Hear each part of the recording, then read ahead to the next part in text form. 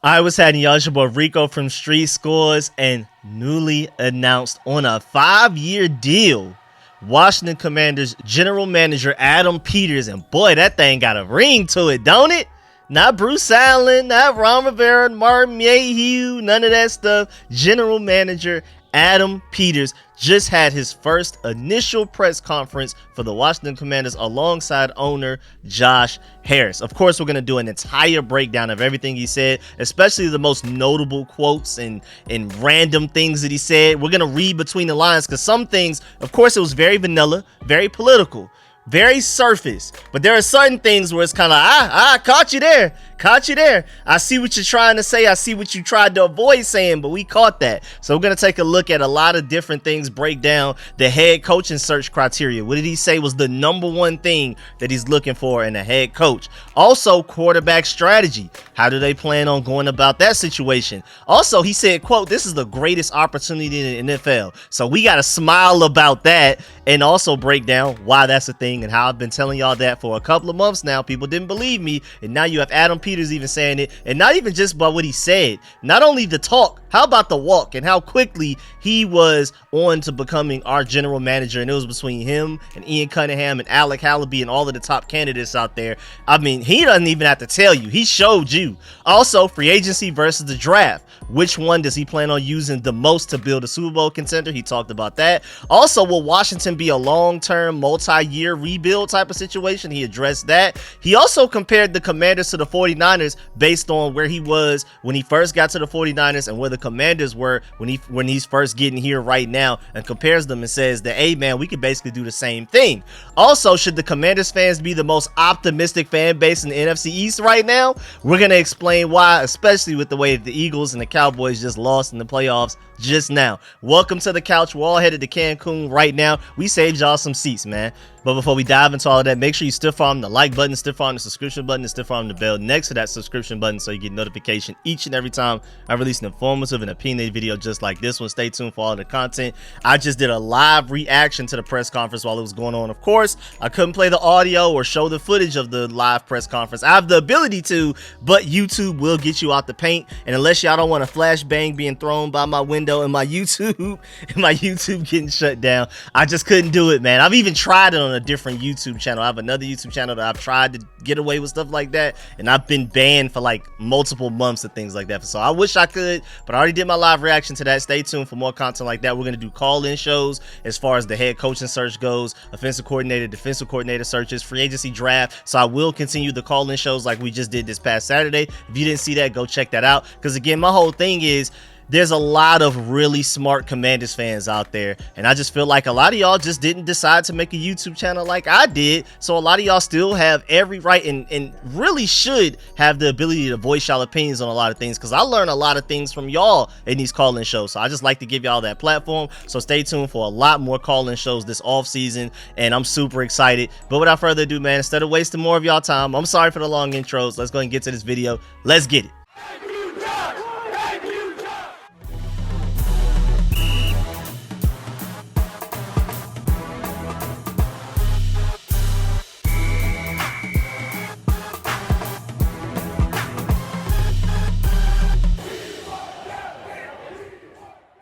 All right, so Josh Harris's opening comments on hiring Adam Peters were really nice. He said, quote, "We set out to find a leader who could take this franchise to the next level.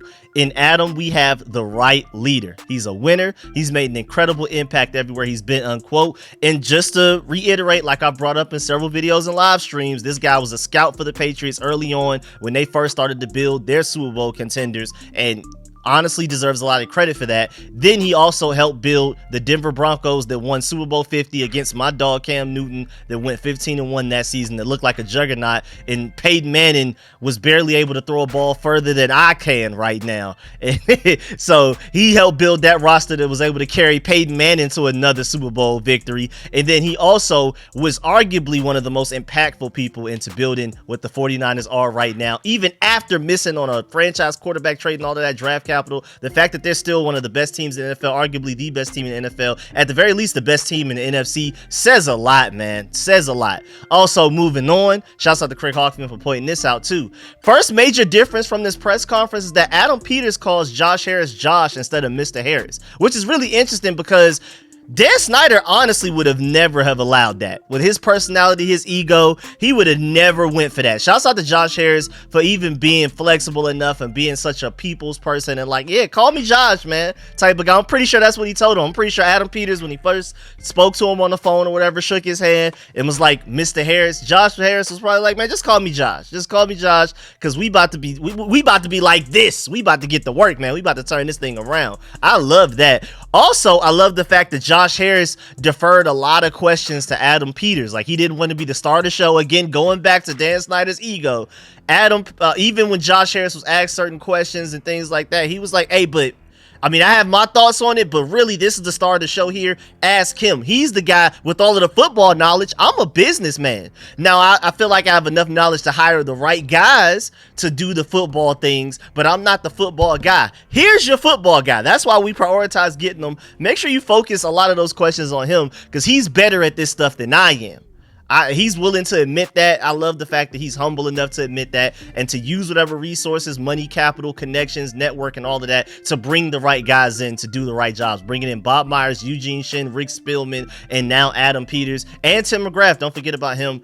Big time. Now let's get to Adam Peters, because we had to give Josh Harris his props early on, man, because he deserved them, man. We got to clap it up for Josh Peters as well. But now we're on to the man of the hour, Adam Peters himself, man. So Adam Peters, when talking about the Commanders roster building strategy, he said, quote, ultimately, we're going to build through the draft and supplement through free agency. That's really interesting.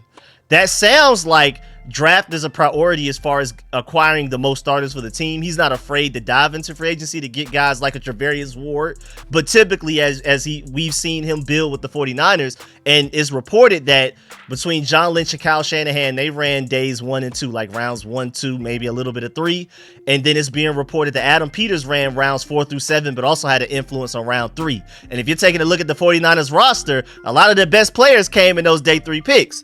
I mean, you got Fred Warner round 3, but George Kittle round 5. You have Talanoa Hufanga was a later round draft pick, a day 3 guy. A lot of their Elijah Mitchell, a lot of their best players, a lot of their Pro Bowlers are all pros were taken round 3 or later. And if Adam Peters was responsible for that, I believe him when he says that he plans on building through the draft, and I believe that he can hit on multiple picks, not just like a first or a second rounder that everybody knows is great. You know, that's not intelligent drafting. Even though, don't tell that to Ron Rivera and Martin Mayhew, because we've been missing on first round picks to where it doesn't necessarily feel as automatic as it should. But first round picks, a lot of the time, it's unanimous. Like, everybody knows this guy is going to be good, at the very least at these couple of things at this position. This guy's going to be good at that. There's a certain floor that comes with these guys that typically come in the first or second round. But when you get to that third round or later, that's when you know guys are really doing their homework with the scouting. And also, it's not just finding the best players. It's finding the best players that fit what you're trying to do on offense, defense, special teams, whatever. It's about best fit. Not only just talent, but fit. So it's not just scouting the guy, okay, this guy's really fast, this guy can jump high, this guy can catch or whatever, this guy's strong, this guy's agile. No, it's also, how does he fit what we're trying to do? Exactly. And I feel like Adam Peters arguably does that the best in the business. So I'm super excited. So I believe him when he says he plans on building through the draft first and foremost. But to say you're going to supplement in free agency is a little weird, because free agency is before the draft. So it would be lovely. Like, that would make a lot more sense if the draft was first and then after the draft we go through free agency. But then again, maybe we'll be patient, not very aggressive in free agency, attack the draft, and then after the draft, maybe if some guys are available, then we go become a little bit more aggressive. I don't know. I'm hoping we're more aggressive than that when it comes to free agency, especially for a guy like Brian Burns, because we have a huge need of edge rusher right now. The draft has some pretty decent edge rushers, it looks like, but it looks top heavy. And if you're not getting a guy in the first or second round, which I highly doubt, because we're going quarterback, more than likely offensive line, linebacker, tight end, something like that, those are bigger needs. Well, technically edge rusher is kind of a bigger need, because we literally just have nobody there. But if you're not taking edge rusher in the first round, you might as well just wait till later and try to get some developmental high ceiling boomer bust guys later. But we need to get a veteran, surefire edge rusher in free agency. We got to hit on Brian Burns or Josh Allen point blank, period. Also, I love the fact that when the press conference first started, a lot of us noticed that there were no like accolades all in the way, like him trying to prove himself or something, bringing up his Super Bowl rings. Yeah, like, look at me, my name is Adam Peters, or having his Super Bowl trophies next to him on the desk or anything like that. He's like, nah, this is a clean slate. It's just me and my suit, and we about to get to work. And basically, I'm coming in here to start from ground zero and build this thing up. Whatever I've done in the past does not matter. Yeah, it helped me get this job. It helped Josh Harris be interested in handing me this role, this title, and this much power. But it doesn't, me having these Super Bowls does nothing for this Commanders and this rebuild that we're about to do right now. And I love that message that he sent right there. I don't feel like a lot of people noticed that, which is again why we're reading in between the lines. That's the point of this breakdown. Also, he said, quote, "This is an opportunity of a lifetime," unquote. I love that, man. I absolutely love that. I truly believe that. He said this is the greatest opportunity in the NFL. That's an exact quote from him. And I believe him when he says that. We're talking about draft capital, number 2 overall pick, most notably 5 picks in the top 100, 6 picks in the top 100 too. 3 first 2 round picks. I mean, come on, dog. And then most cap space in the NFL.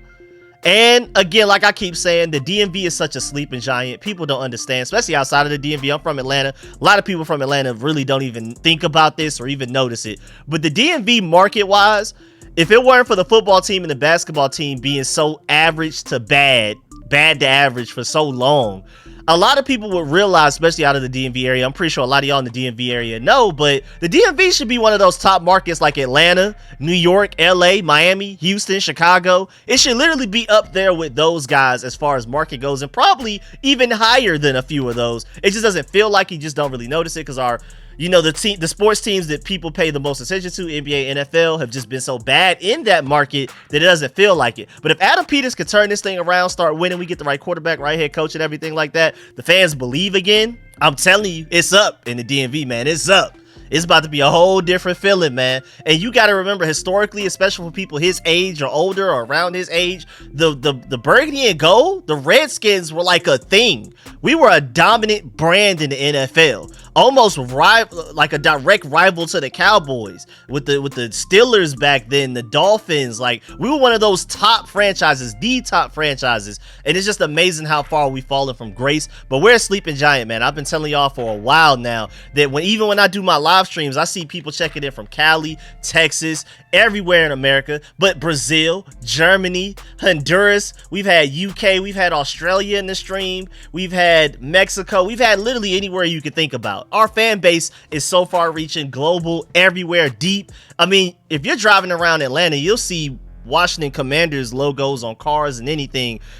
Pretty much any day I leave the house, at least once. Like, we're everywhere. There are Commanders bars out here in Atlanta. I've been to a Commanders bar in New York. Like, we're literally everywhere. We're just, you know, we may have another shirt over our Commander shirt right now, but once we start winning, we're gonna rip that other shirt off and we're gonna show our chest proudly. And I'm telling y'all, man, it's a lot of Commanders fans in hiding right now that are gonna come out. It's gonna be ridiculous once we start winning. I mean, people are gonna be like, man, when were all of these people's Commanders fans? We've been here. It was hard to notice us and hear us.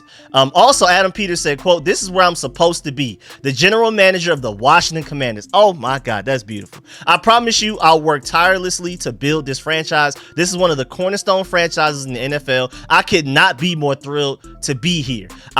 Like I said, cornerstone franchises in the NFL, just based off of history when we used to win Super Bowls. I wasn't alive to see any of the Super Bowls. Since I've been alive, the Commanders have always been bad or average at best. That's it. That's all I've known in person. I've had to go back and look at the greatness of the burgundy and gold, but that doesn't stop me from being a fan at all. I'm a diehard no matter what. And first, let me also address the fact that there's no such thing as a bandwagon Commanders fan. We've been so butt for so long. There's no way anybody could ever accuse you of being a bandwagon. We have been through it.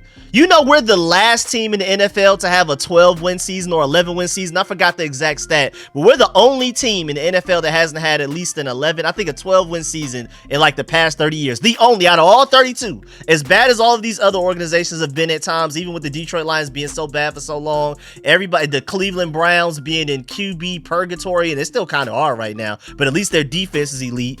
I mean, we're the only team in the NFL in a certain span. It's been like 20, 30 years that hasn't had like a 12-win season. Something like, it's crazy. Like we have been the worst franchise in the NFL in certain ways for a considerable amount of time. So we just got to get back on top of that horse, man, and get going. And I think Adam Peters is the right guy to drive the car, man. I'm super excited, and I'm also excited by how excited he is. I mean, he sounds like he's lucky to have us, not the other way around. I feel like it's mutually beneficial. But again, like I said, we were at a certain point where all of the top GM candidates were fighting to get this job. Adam Peters, Ian Cunningham both came in for second interviews. Alec Hallaby didn't even get the second interview. He didn't even make the first cut. So, I mean, come on, dog. And that's why Adam Peters is so happy to be here, because it was tough competition to be our GM. And I told y'all this months ago that would happen. People didn't want to believe me. I was telling y'all to be glass half full, be optimistic way early on. Now, granted, there's a lot of work to do, but there's plenty of reasons to be extremely optimistic like I am. Also, Adam Peters on becoming the GM of the Washington Commanders, quote, "We're going to build this team the right way. I'm going to remind you guys of what this franchise was built on. Again, like I said, our history of winning Super Bowls. We're going to surround ourselves with the very best people. That process starts now," which means after this press conference, he's getting to work right now. He's probably already started a little bit of stuff here and there, but right now we're getting busy today. We're calling phones. We're getting interviews going. Let's get it. Also, I love the fact that Adam Peters recognized Nicky Javala from Denver. I've already brought this up in several videos and live streams, but Ben Standig, I don't know if he actually runs the survey or he has just like some type of source to the survey, whatever. But The Athletic does this thing where they interview and survey anonymous NFL agents around the NFL. Adam Peters had such glowing remarks that I've done full breakdowns on in other videos if you want to hear those exact quotes from the NFL agents. But long story short, he's like the guy. He's the most trustworthy. He's the most likable. And even when compared to other teams' GMs, and he was an assistant GM at the time of this survey, even being compared to the top general managers and president of football operations in the NFL, he was voted one of the top 5 guys. And he wasn't even a full GM yet until today. And he's such a likable person. He has healthy relationships with agents, with players, scouts, everybody. Everybody he comes across loves him. And so I'm telling y'all, that's going to only increase our chances of being a true free agency destination, because if the agents don't like you, players more than likely won't like you, or even if they do, they're going to tax you to come there. We've been having to pay a burgundy and gold tax for free agents for a while now. They're like, if I'm going to have to deal with Dan Snyder, if I'm going to have to put up with all of this losing and this lack of culture and this no hope, I'm going to charge y'all more money to come play for y'all versus how much I would charge another team that's like a Super Bowl contender and a potential winner. You see it every free agency cycle, how teams that look like they're potentially Super Bowl contenders can get elite players at certain positions for less money than another team would. We've been that team on the losing side of that for a while. And not only is us getting a clean slate, potentially hiring a great head coach going to help with that, and not only having a smart GM in Adam Peters that knows how to build rosters, but also a GM that everybody likes, is only going to help us in that way. Remember, we were voted dead last in free agency destinations from that NFL survey that I think literally asked every NFL player in the NFL, and we were voted dead last as far as free agency destination, like facilities and all of that type of stuff, how the team treats players' families. All of that is changing under Josh Harris, Adam Peters, and this leadership. I'm so excited. I think we may go from dead last to arguably top 5. I really do. I think we can flip it that fast. But back to my point, the fact that he recognized Nicky Javala from Denver when she was just a random reporter, and he literally, when she asked the question, she was like, yeah, and she didn't even mention Denver. He brought it up. He was like, yeah, I recognize you from Denver. That's a guy that doesn't forget a face, develops relationships, great guy, making connections, having healthy relationships with agents, players, and scouts is big time. I don't think y'all understand how huge that is for us, and an extra benefit to what we already knew Adam Peters could do. Also, he called the Washington general manager position, quote, the greatest opportunity in the entire NFL. And like I said, been telling y'all this for months, but people didn't want to believe me. Now, when Adam Peters says it, I hope y'all believe it. There's probably still a lot of people out there that don't. That's like, I gotta see it to believe it, and I understand, but I'm telling you now, this is the time to put your heart on the line as a Commanders fan. It's been a while since I could literally tell you, put your heart on the line. Give this organization a chance with your heart again. Go ahead and just be happy, be an optimistic fan. The time is now. It's been a long time since I've been able to say that with confidence. This is the time, man. It may not be immediate success, but I'm telling you, we're gonna be one of those dynasties soon enough, man. I'm firmly believe in that. Also, on what appealed to him about Washington, Peter said the team has a great ownership and a great fan base, plus the opportunity to start fresh with a new head coach. He knew from the time that Josh Harris reached out that he wanted to be here. So before even Josh Harris even called the man, he was already looking around like, man, if I want to be a GM somewhere, that Commanders job sounds great with the cap space, the draft picks they have, and all of that type of stuff, the fan base, the market. We can really get something going right there.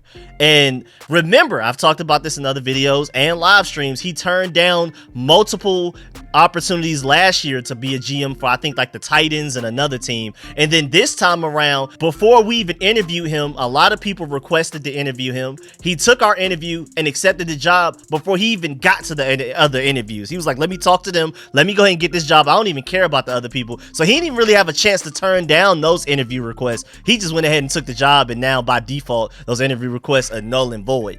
Also, it was hilarious, little sad, but hilarious, because when David Aldridge asked him, so what do you think about the roster? There was like an awkward pause of like, man, I can't say what I really feel about it. But then he did the correct thing. He gave the political and vanilla answer and basically said, yeah, but there's some cornerstone pieces here that we can work with. We have something to start with, but there's definitely a lot of work to do. He admitted that, and I'm not mad at it, man. But the pause said it all, man. He paused like, whoo, boy, y'all a piece of work. Y'all did something to this team before I got here, type of thing. I know what he was saying in his head, but out loud, he just had to take a time to just woo-sigh. Whoo, this roster, man, but let's get to work. Also, as far as the number 2 overall pick goes, and this is big, he said, quote, it's a great opportunity, but we will still have to hire a head coach, and we're going to do that full process collaboratively. We're far from making a decision on that, but really looking forward to diving into that process. So I love the fact that, first of all, he's saying this is going to be a collaboration, that the head coach will have input on his quarterback. And maybe even the offensive coordinator will have a little bit of input as well. And maybe even some of the front office guys like a Bob Myers, Rick Spielman. I doubt it for those guys. But head coach at the very least will have a strong impact. This will be a collaborative effort to figure out who will be the quarterback. Or what did we even do with the number 2 overall pick? Also, he's leaving it open-minded. Like, he's not saying we are certainly looking at a quarterback there. That leaves open that we may potentially even trade back potentially. We'll see. Also, as far as this criteria for finding a head coach, the number 1 criteria he said was, quote, we want the best leader for this team. It's not going to be in a box, offense or defense. It's going to be the best leader for this organization. So there are multiple things there. First of all, yeah, that's just political talk, because being a great leader, yeah, that's very important. I'm not about to downplay how important that is. But as the number 1 thing, dog, I'm sorry, man. Doesn't matter how great of a leader you are. You can't lead a sorry roster to a Super Bowl. You can't lead a bunch of losers to a Super Bowl, dog. So we're going to need more than that. Just wanted to point that out. But also, he acknowledged the fact that whether it's an offensive-minded head coach or defensive-minded head coach, we just want to hire the best guy. So that leaves the open to the possibility that it could be a Bobby Slowick or Ben Johnson on the offense side, or a Mike McDonald on the defensive side. Those are my top 3 candidates, but there's also other names out there that they may be considering. But we've already seen the reports that, first of all, Ben Johnson is statistically the betting odds most likely guy, the highly favored guy to become our next head coach. And there's also been reports that Adam Peters is focusing on targeting Ben Johnson as his number 1 candidate. And I also saw a quote that they're prepared to go all in on Ben Johnson, so potentially offer him a lot of money and power, all of that type of stuff. So I'm super interested in seeing how this head coach's search will go. And speaking of working collaboratively, he said when they're evaluating the position, so that may include Sam Howell, that also includes, of course, Caleb Williams, Drake May, Jaden Daniels, Michael Penix, a lot of these top quarterbacks in the draft. He's waiting to bring in the head coach for them to work together on that situation. He literally said that quarterback evaluations will come once they hire the head coach. I'm pretty sure he's already done some of his research on it, which is one of the reasons he took this job. He's like, hey, man, we got the number 2 overall pick to fix this, even if we don't already have it on roster. But he's waiting until the head coach gets here to really dive into it. Also, when talking about having $90 million to spend in free agency this year and a lot of draft capital, he said, quote, I find this a very similar situation from what we got in San Francisco in 2017. Ultimately, we're going to build through the draft here and supplement through free agency.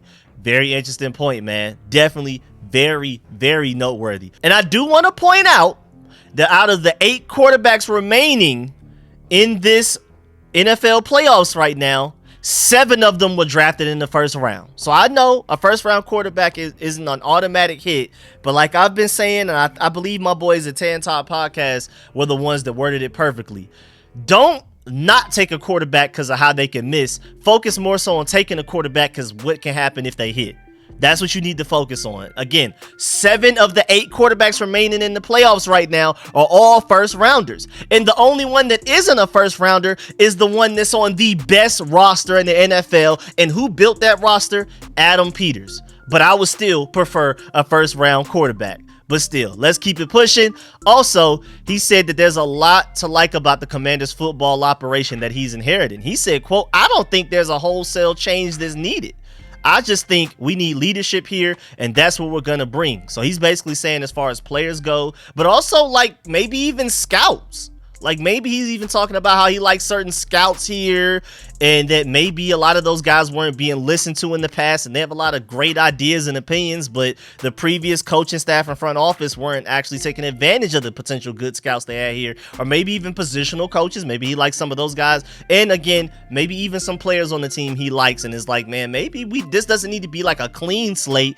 There's some changes. There's some big changes that need to be made, but it's not like we just have absolutely nothing to work with here. And also he could just be saying that, being political to be nice, because he knows he's gonna have to evaluate and work with some of these people. So maybe, he was just being nice and said, man, imagine if he said, yeah, we need a wholesale change here. So now all of the scouts, coaching staff, people, players on this team is like, well, man, he just called me butt, huh? Like everything gotta go. We gotta start all the way over from ground zero. That must mean he thinks I'm trash at what I do, type of thing. So maybe that was just political, man. So I just love the fact that he just literally said this is not a complete rebuild, and that's huge, man.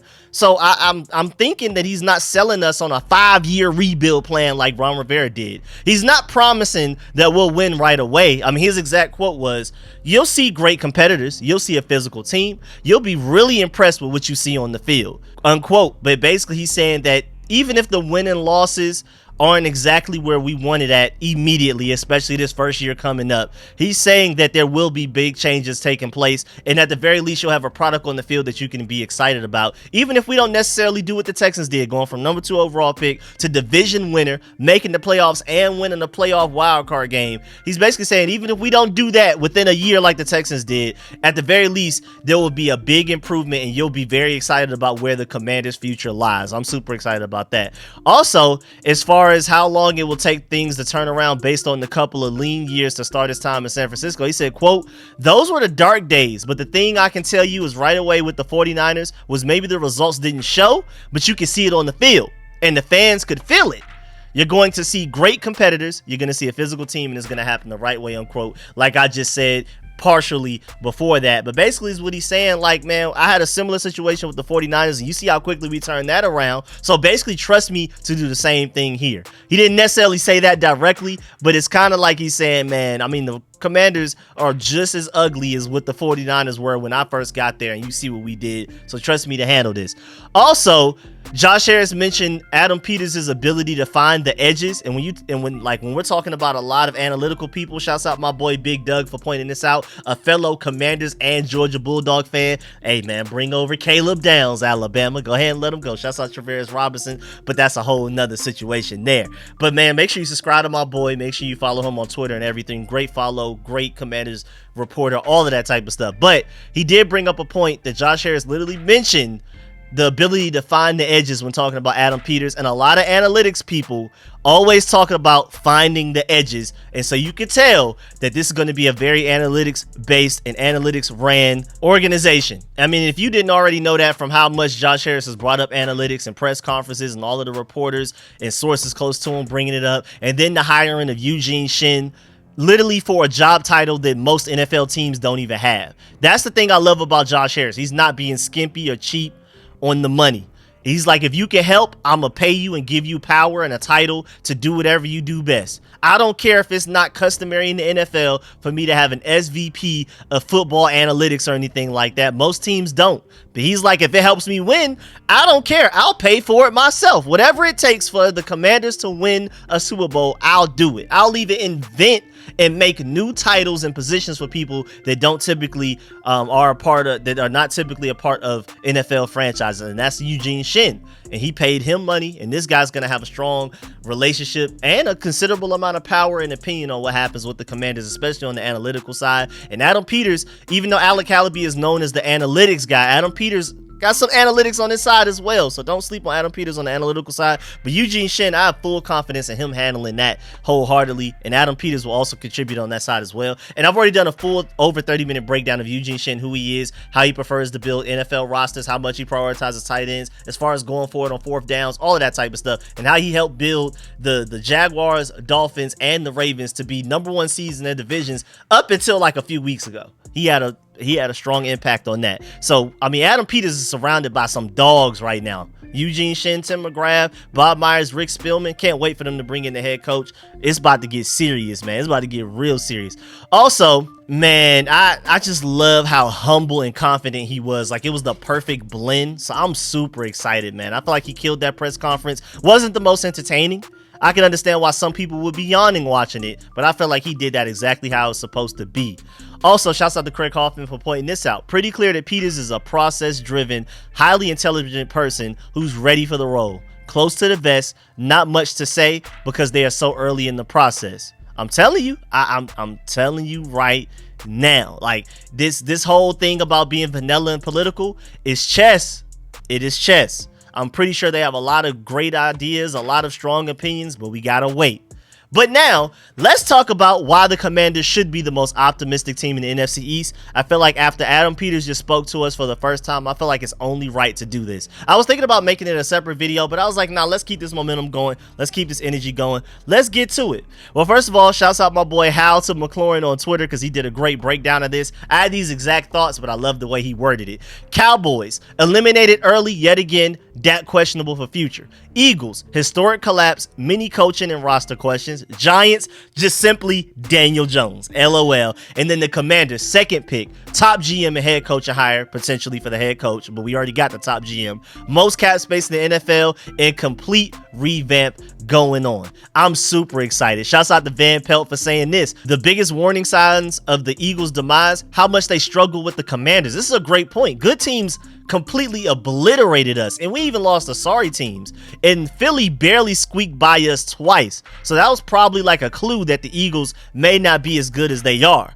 And I truly believe with as big of a meltdown as the Eagles had, how this season just went, how they started off so high and then finished so low, we need a documentary on that, dog. I'm sorry, we need a documentary on the Eagles collapse this season, man. I need that big time. Also, six-time All-Pro and future Hall of Fame center Jason Kelce is retiring. He's done. He's done. I was surprised he played this season. He was looking like he was pondering retirement before this season even started. So he's definitely done now. So the Eagles are losing all pros left and right. And then the team looks like they're giving up on Jalen Hurts. I mean, there's a clear disconnect. I've seen reports saying that Jalen Hurts and the rest of the offense, especially the receivers, are disconnected, like off the field wise. Like, they're not buddy-buddy. They don't have faith in each other. They don't hang out or nothing. And I remember a lot of those same reports coming out about Carson Wentz there, and then he ended up being gone.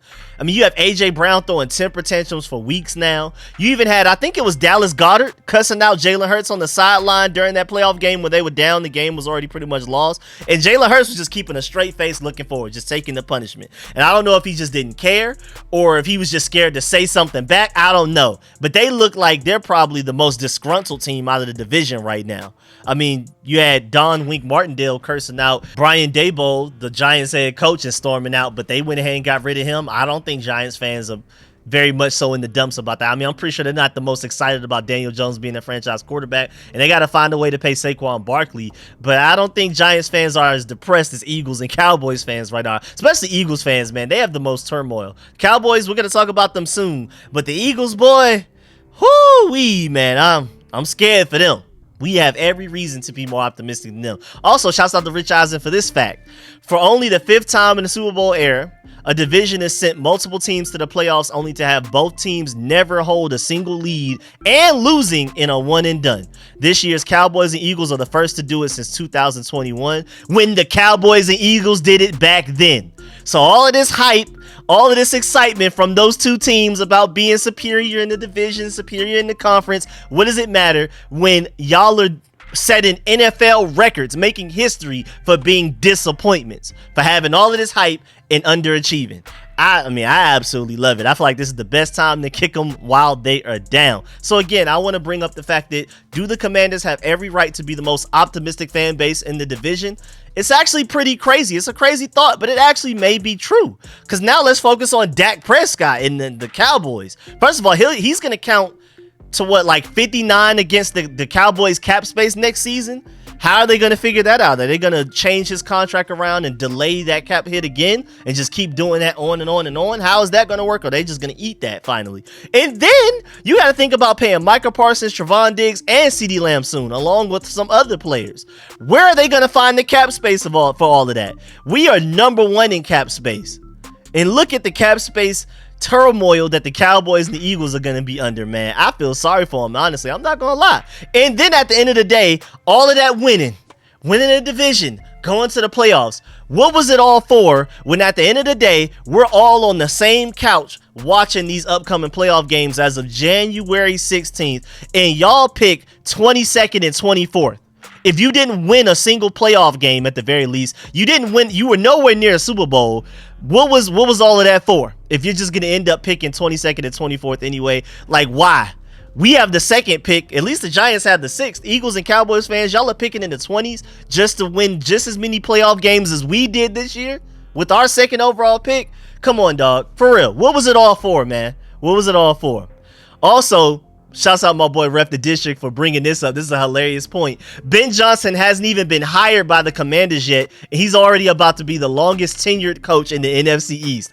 Probably other than Brian Daboll at this point. Brian Daboll. I'm sorry, I always mispronounce his name. I pronounce it all kinds of ways. That's hilarious, though, because this sounds like Mike McCarthy and that boy Nick Sirianni. I don't know, man. Especially Mike McCarthy's case. Nick Sirianni's probably safe, even though it's ridiculous turmoil over there. But Mike McCarthy, I don't know, man. Him and Dan Quinn, it's looking a little ugly right now, man. Also, before we get up out of here, shouts out to Al Galdi for pointing this out. Adam Peters is the first Washington executive with the title of general manager to actually have the final say on football operations since Charlie Casserly, who was the Skins GM from June 1989 through August 1999. Amazing it took so long to get back to the classic GM head coaching setup. It's ridiculous it's taking this long, but thank goodness we finally done it. Also, before we get up out of here, just wanted to announce, I'm not sure if this is absolutely official and these are from trustworthy sources, but they're saying that EA Sports College Football is planning to launch July 12th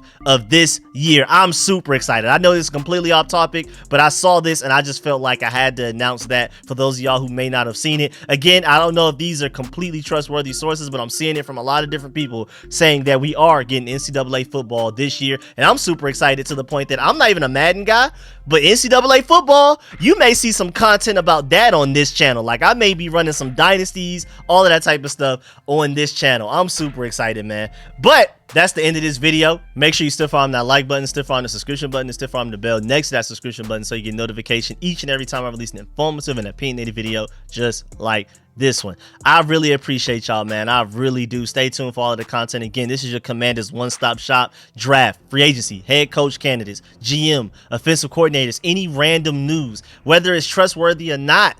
Even if it's just a small little rumor from a random source, we're at least going to discuss it. We will acknowledge that it's from an untrustworthy source, but we're still going to discuss why we should not want that particular thing to happen and how it could happen and all of that type of stuff. You know, we do deep dives over here. That's why my videos end up being minimum like 20 minutes, usually around 35 minutes, it seems. It's not really on purpose. I just get to having fun and talking, and I look up and I'm 40 minutes into recording. I thought this was going to probably be 15-20 minutes long, but hey, man, I just be having fun, man. I made this YouTube channel for a reason. I'm super excited to be a Burgundy and Gold fan, and what better off season to do videos than now when we have every reason to be optimistic. So make sure y'all stay tuned, coming with more content. Catch y'all later. I'm out.